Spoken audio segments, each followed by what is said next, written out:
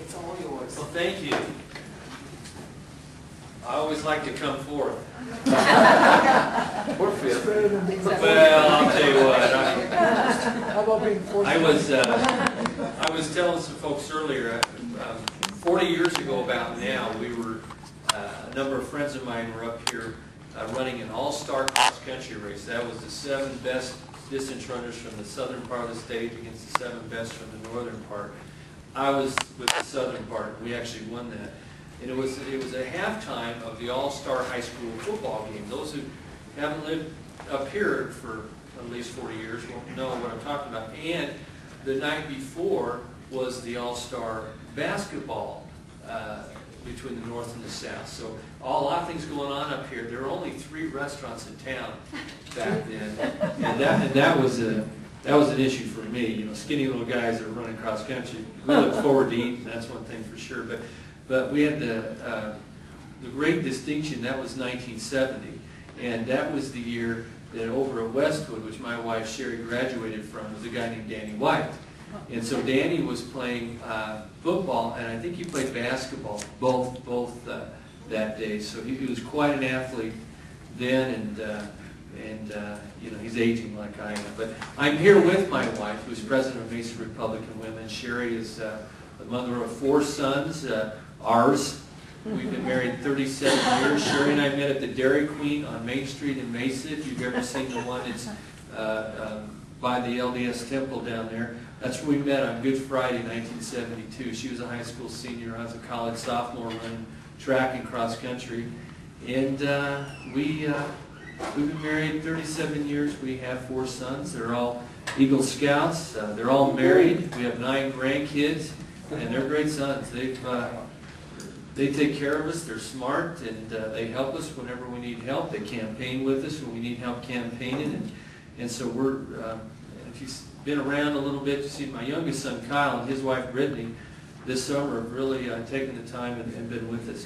I will say this, I put out this flyer. This is kind of a joint flyer. I'll tell you a little bit. Brenda Burns and I decided actually that we wanted to run together a year and a half ago when just she and I were in it, in the race. And she got in the race in April of last year. I was in since January. I was already on the commission. I was running for re-election. And we were told by the 3rd person that he wasn't getting in. And then in August he did. And so we kind of tabled that. Although we campaigned and realizing we're pretty much saying the same thing wherever we go, Brenda. We're both the 2 conservatives in the race.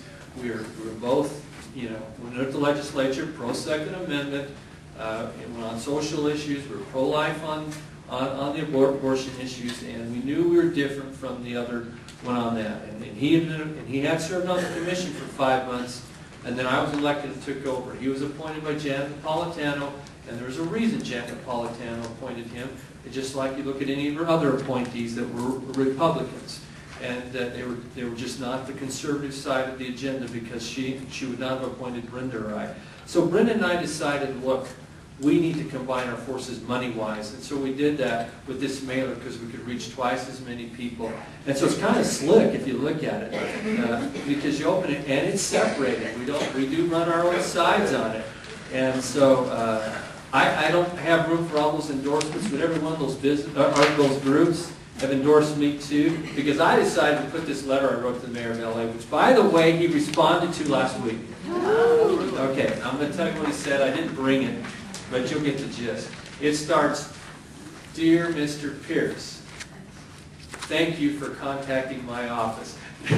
In other words, I got the form letter. So I thought, you know, either he didn't read it really, or someone didn't set that aside so he could respond, or he thought, you know, I'm really not going to respond. Because they're pure hypocritical on this, because they are not boycotting Arizona. They are standing down because it impacts them. If you're not the low bidder, though, and you're from Arizona, well, then they're not going to renew that contract. Well, guess what? That's no different than standard business. If you're not the low bidder and you're from New Mexico, you're not going to get it either. So that's what happened with LA. They've not changed. That was all about, I'll tell you what, it was all about politics. The woman who wrote the letter, the resolution to boycott us, She was running for lieutenant governor. Her name was Janice Hahn, against the mayor of San Francisco, Gavin Newsom. Heard of him? Well, they were just trying to curry favor with Hispanic vote. What they thought that would do that. And she lost, he won. But that's what they were after. But so you know the background. In 1995, I was a county supervisor in Yuma County. And we sited a landfill 40 miles in. It's called in Tacna, Dateland, Tacna, and before Welton. It's in that area. 2 sections of land, and it was for a private company. That private company is now Waste Management. You've heard of them. And their primary contract, although the county can use it, everybody can use that, but the primary contract that made that viable was a contract with the city of LA. The city of LA does not have a landfill. They have transfer stations. So 24 hours a day, 7 days a week, their trash comes to the Yuma County landfill. Their sludge, which is at the bottom of the sewer, they extract it. 60 semi-trucks of sludge a day come to Yuma County. It's treated. And it's injected. And 18 months later, it's fertilizer on non-food crops. And it's fine. I mean, this stuff is fine. But we're intertwined with the city of LA municipally. And believe it, 15 years ago, the mayor and city council were much more statesmanlike. They would not, I don't think they would have done something like this. They might have not enjoyed maybe Senate Bill 1070 for whatever reason. Maybe they would have, but they would not have done this. This was pure politics. That's why they got the letter. That's why I say they stood down, because they knew it was hypocritical. And if they pushed it any further, the whole world's going to know how intertwined they are with Arizona. So that's why they got it. They haven't really responded. But as you look through this, you can see some other things about Brenda and I. Brenda broke her hip 2 weeks ago, this Thursday, 2 weeks, and she had hip replacement surgery on her right hip because it really splintered the hip. I mean, that's supposed to take 3 weeks to heal, which will be next week.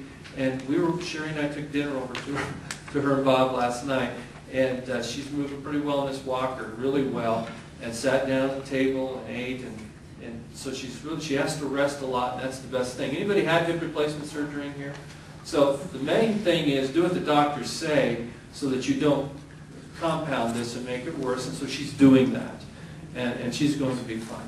Let me tell you a little bit about the commission. We have 2 Democrats on the commission now because we lost an election 2 years ago when there were 3 seats up. We retained one of, well, we got one of them in Bob Stump, and he's a great conservative. But these 2 Democrats are just about as liberal as they come. And I want to keep that as close to my mouth as I can. And those 2 Democrats, when they had legislative records, they were liberals. But they had great name ID in this race. One was Sandra Kennedy, had that Kennedy name, and the other one was Paul Newman, had that Newman name. And the original Paul Newman, who I watched in a great movie last night, had passed away just September, now we're in November. So it was on everybody's mind, and so we can blame some of it on name ID, and I think that's appropriate. It isn't just that we ran bad campaigns. I think the Democrats have that name ID. Because I don't think people wanted what they're getting from them. And what they're getting is a horrendous agenda of liberalism. Barack Obama, when he campaigned, said in my energy plan, your electric rates will necessarily skyrocket. Those are his words. And what he means by that is this. And this is the battle right now. I'm going to tell you what the Democrats are up to right now and what we've been fighting. Brenda and I say that carbon dioxide is not a poisonous greenhouse gas, and it must not be regulated by the feds or the state. And if we don't think Congress is going to pass something, we think it'll be the EPA that promulgates rules. And because we have about 8 or 10 lawyers at the Corporation Commission, and because we represent ratepayers, that we will sue the EPA if they promulgate rules on our utilities that will push us into a rate increase. That's what we pledge to do. And Commissioner Bob Stump is with us on that. I will tell you that I hear Barry Wong say he opposes cap and trade. The Democrats say they oppose cap and trade. But the Democrats say they want a carbon tax. So just because you don't like this cap and trade doesn't mean you don't believe that carbon dioxide is a poisonous greenhouse gas.